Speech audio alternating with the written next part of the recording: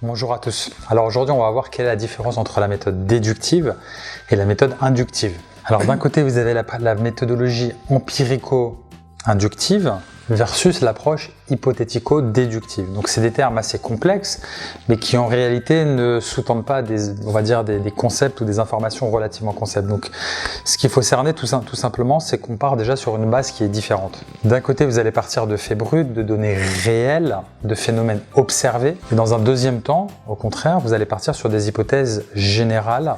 Alors, exemple de fait brut, effectivement, ça peut être une étude de cas, notamment que vous pouvez faire sur une entreprise. A contrario, l'hypothèse générale, à titre d'exemple, c'est le jeune fait perdre du poids. Donc on part de cette hypothèse-là.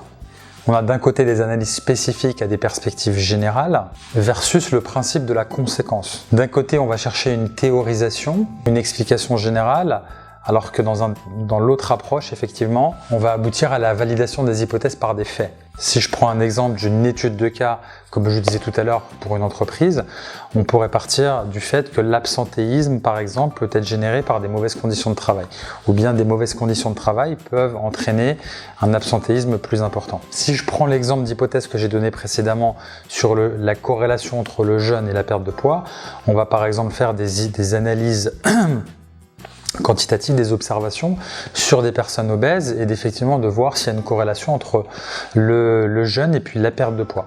Donc comme vous pouvez le voir, effectivement ce sont deux approches qui sont différentes, qui ont des objectifs différents et qui reposent également sur des données différentes, et l'approche que vous allez choisir va dépendre tout simplement de la problématique et puis de ce que vous allez chercher à confirmer ou infirmer en termes d'hypothèse. Voilà, j'espère que cette vidéo vous apportera quelques éclairages importants sur ces deux approches. Et je vous souhaite bon courage pour la rédaction de votre mémoire.